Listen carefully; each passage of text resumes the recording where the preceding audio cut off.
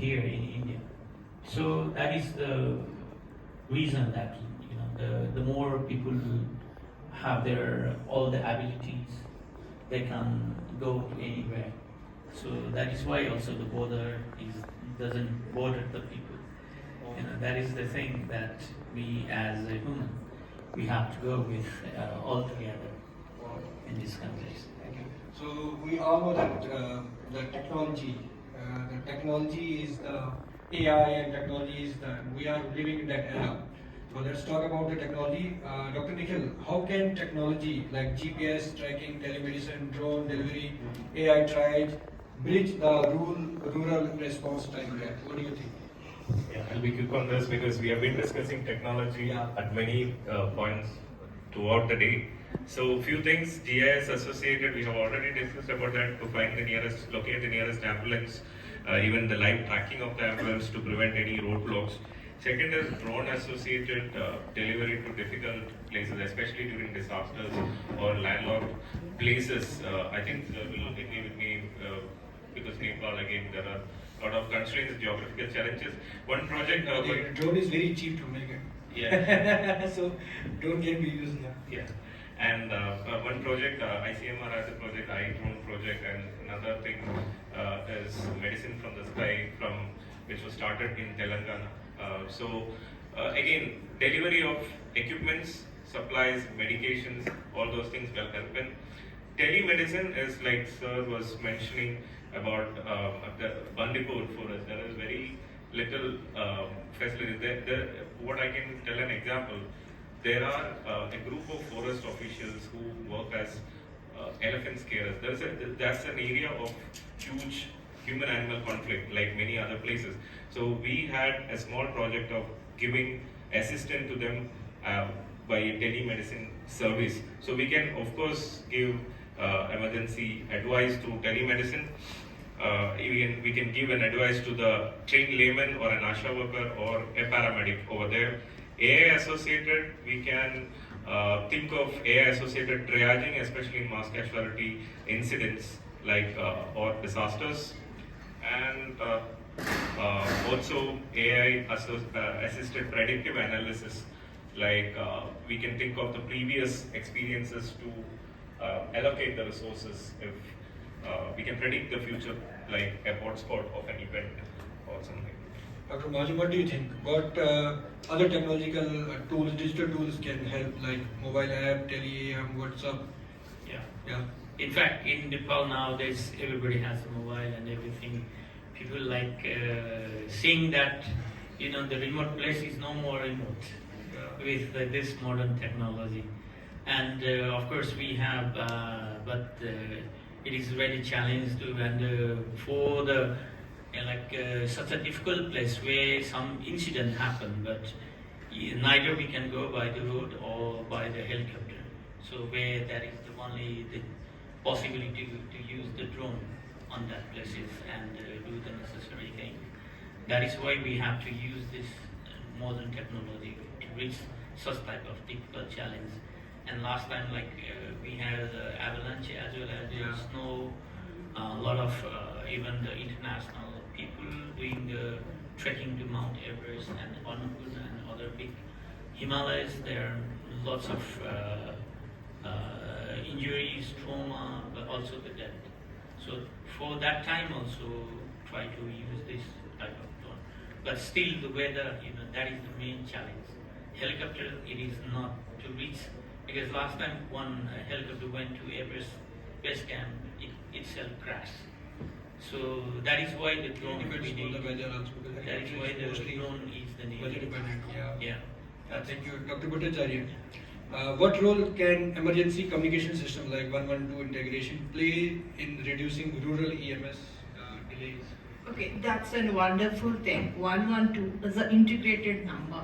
Once someone doesn't have to remember 3-4 numbers, they can remember the single number when it is 112. They can dial it, and once they dial it, there's some person or someone who is there who will ask for what is their problem, and accordingly they can direct them to the proper person whom they can contact, or they will make them they contact themselves. The villager don't have to run here and there. And one more thing, if someone is stuck somewhere and he doesn't know where is his location, I think that 112, they can locate the person also. So that will be easier to send the help up to that person. So it's very useful in rural areas. We all agree that we do lose a lot of lives because of the miscommunication and lack of communication. So Yeah. communication is an important tool to save the lives, yeah, in particularly in EMS when it comes. Yeah. Thank you. Dr. Nair, do India's EMS system lack coordinated governance, and how does this affect rural emergency care? Thank you. Tough question because it is controversial. I would like to take Apollo's model. Somebody from Apollo was presenting just before us about their system with technology. There was a little bit of investment on it, but there was good governance behind it. As in, the clinical evolution of the patient, the care that is being given and whether it is appropriate or not, was continuously being monitored with the use of technology as well as manpower at the center command. So, large nation with varied geography like ours definitely requires governance. The first question is, do we require governance or not? Definitely require governance. The second is the implementation part, which we always we're dodgy about. There are many ways of getting over the implementation and having your own ambulances. So as a charitable organization, when we had to have an ambulance, we had to run through hoops and jump so many hurdles, which is when we realized that actually there is excellent guidelines set up by the government of India for running an ambulance in the country. Unfortunately, at different levels, people jump through these hoops through illegal means, and the ambulances may not have oxygen, trained individual, etc.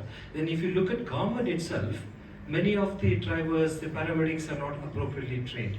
So how do you bring the governance in? And I think the answer lies in an independent autonomous council like the Allied Health Council that is being proposed by Niti Aayog. All of you are, I'm sure, aware of the study that was done by Niti Aayog on the status of emergency care in India, looking at multiple district hospitals. So the current health of emergency care in India particularly, we know is not great. A lot of the heavy lifting is done by private and corporate sector. So it is definitely worth bringing a coordinated governance structure under the newly proposed Skills Council, Allied Health Skills Council, and not just saying that to enter to become a paramedic you need to have certain qualification, but like we do morbidity and mortality meetings in hospitals, have regular random review of cases and not just educate those who didn't do well, but also reward those who did extremely well, because many times the good ones are not being appreciated.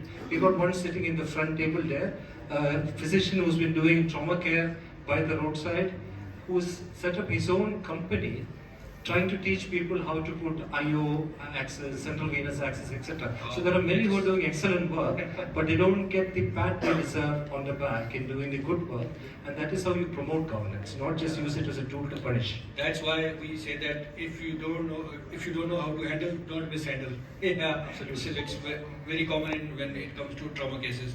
So due to the time restriction, we have to close because I got the notice. So before we close, the final question to all of you, only one 30-second answer, like aaj tak. Okay. So what are the interventions most likely to bring rural EMS outcome closer to urban standards? One, yeah. Okay, 30 seconds. One. Number one, Yeah. train local people as paramedics. Don't expect urban guys to come and work in rural areas. I'll stop at that. Yeah. Yeah, I will add on that, local guys and local school students. Right from their class 6, we have to train their mind that, okay, no, you can save someone. We have to give training to them, not only adults, I will say, from children, they should put it in their mind that they are the person whom they can save. Okay, doctor. The same thing I continue because we have to train the teacher to be the first aid trainer, not the This is the medical final person. question, but 100 marks question. Yeah, we did, and we tried for 5 years and we are even given. So that is how we have to, and I agree with we have to, when the school children, they pass, they are the first responder. Dr. Nick. Yes. So stricter guidelines and stop this patient transport only ambulance. Okay. Thank you so much. Thank you so much for answering the question. And because this is very sensitive, very interesting, and very important topic that we were discussing, Now I would request the audience if they have any question, we can ask. We can take only one or two questions. Yeah. One sentence I want to say. See, in India, we must not go into analysis. That we need to analysis paralysis. We must look for bright spots, how people are doing work and multiply. That's it I want to say. If you do analysis, you go into paralysis. Just do it. Just do it. Focus on it. Like if you talk about the rural area, like Stoke the Blade, BRS, Split Tail, and Joggers, and then these kind of things you can teach, that it will be more than what we are desiring. Of course, we need zillion things. Now, ideal thing we must not aim in India. That's what I say. Don't talk about ideal things. What are our problems? What are our solutions? Just focus it. Yes. Just like that Dr. Krishna I said, the indigenous people, rural, they can understand these things.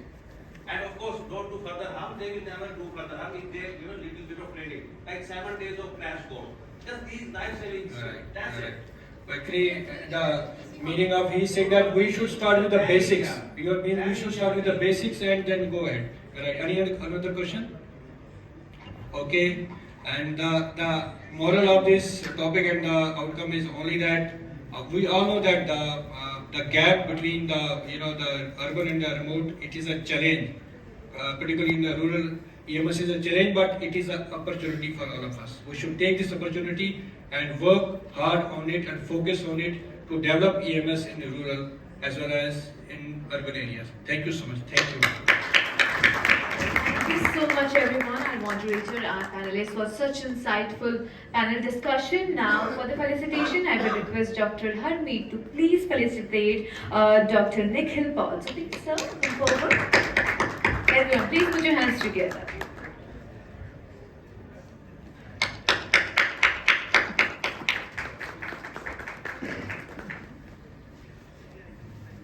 Thank you so much. And now I will request Professor Dr. Ramesh Kumar to please come forward for the felicitation.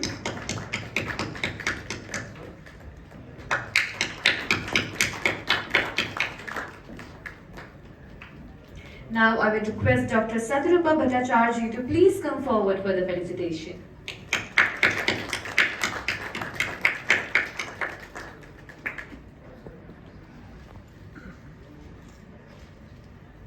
And Dr. Ram Krishnan Nair, please join us for the felicitation.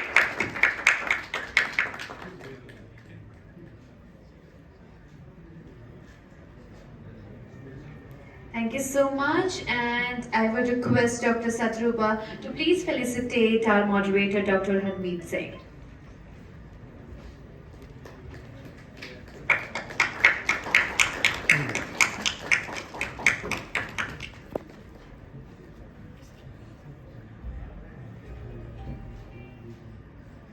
Thank you so much, everyone. Thank you so much once again for this insightful and informational panel discussion. Now, moving forward, we are going to explore a really important topic for our next technical presentation, that is EMS preparedness in mega infrastructure projects, managing emergencies in tunnels, metros, and airports.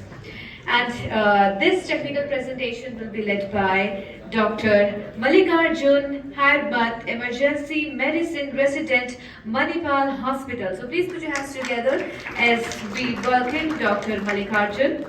And this presentation will be chaired by Dr. Rajat Saha, Secretary